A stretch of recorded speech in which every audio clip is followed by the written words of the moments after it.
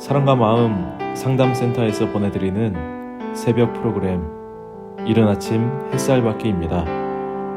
이 시간 말씀을 통해 자신의 존재를 인식하고 성찰하며 하나님의 은혜를 누리는 시간 되시길 바랍니다.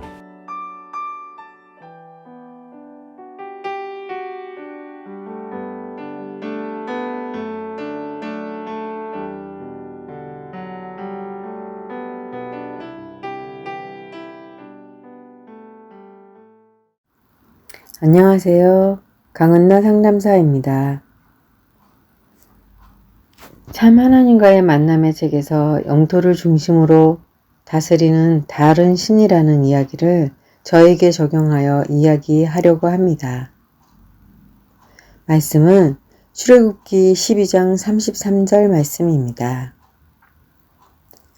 그들이 내 땅에 머무르지 못할 것은 그들이 너로 범죄케 할까 두려움이라.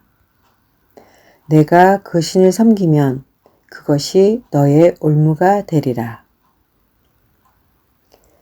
하나님께서 출애굽을 한 후에 백성들에게 가나안 땅에 들어가서 그곳의 신들과 언약하지 말라고 하셨습니다.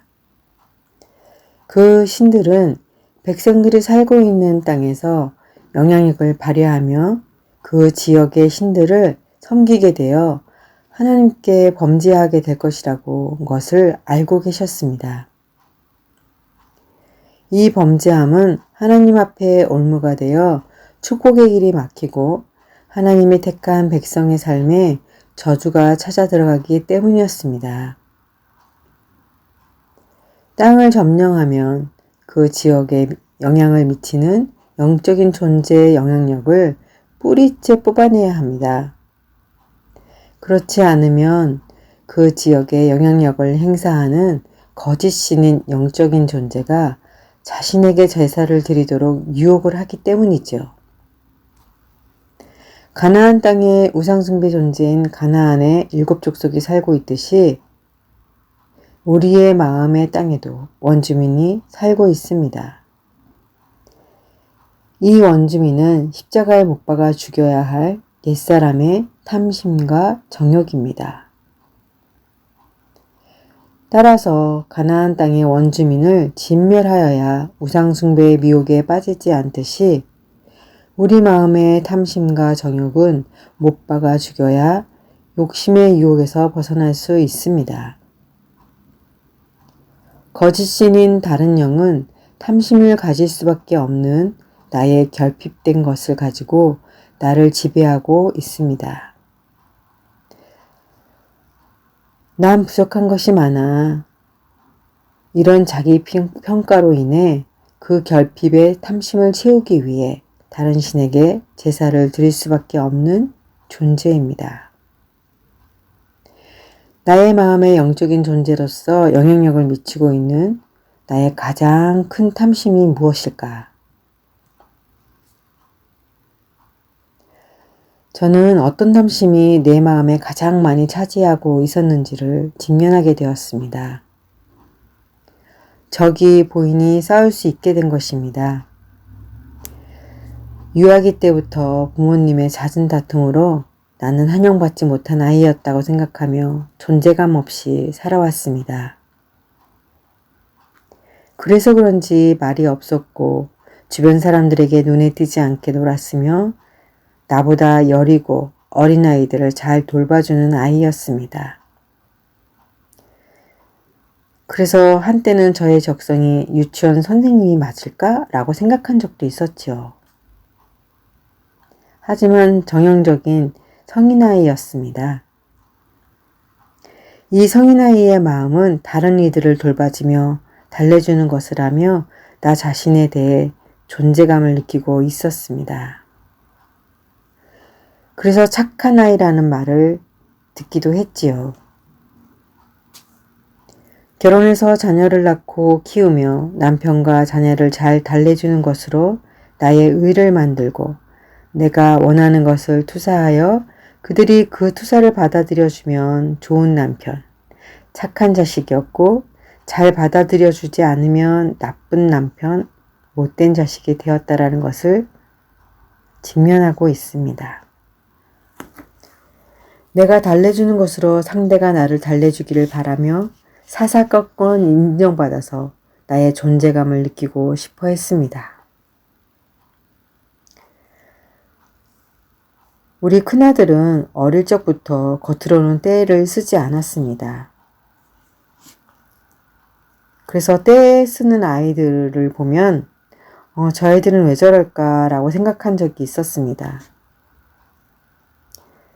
근데 이제 와서 큰아들의 모습을 보니 성인이 되고 사회인이 되었지만 아빠와 엄마에게 떼를 쓰며 땡깡을 부리고 자신이 원하는 것을 해주지 않으면 투사적 동의시를 불러일으켜서 자신이 원하는 것을 받고 있다는 것을 보게 되었습니다.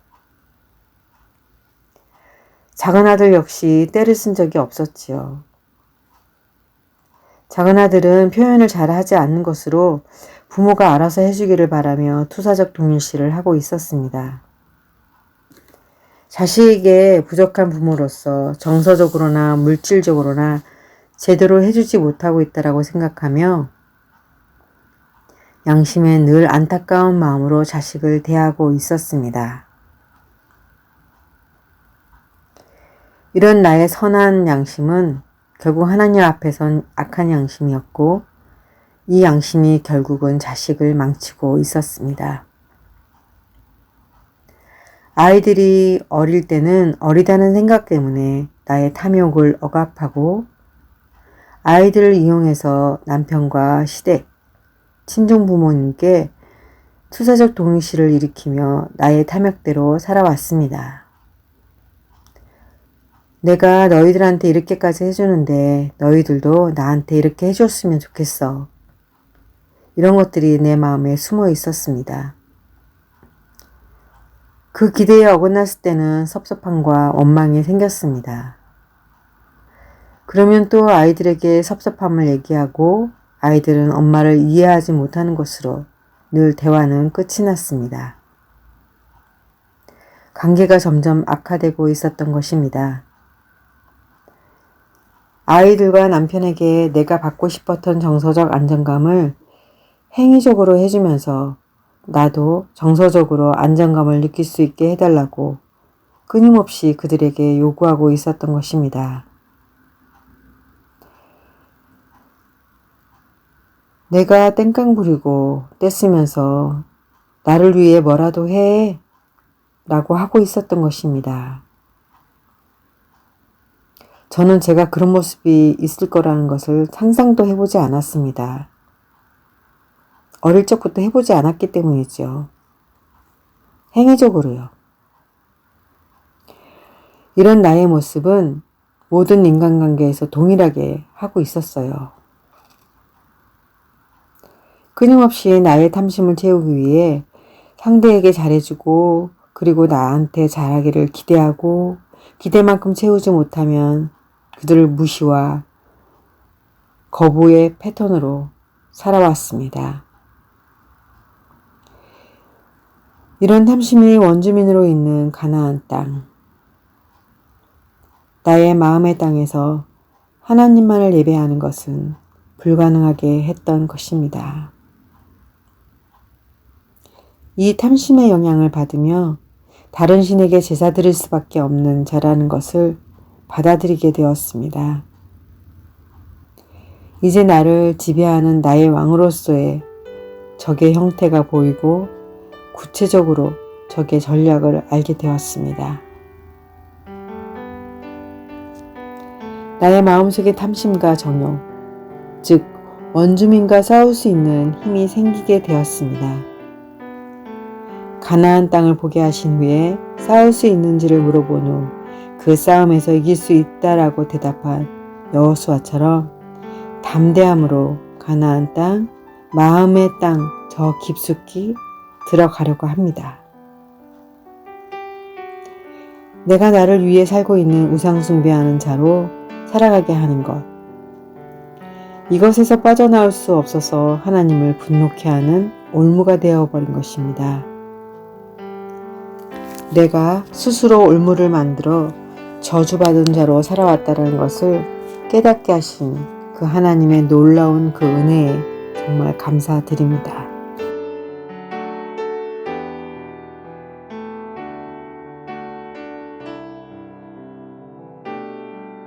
지금까지 사랑과 마음 상담센터에서 보내드린 새벽 프로그램 이른 아침 햇살받기였습니다.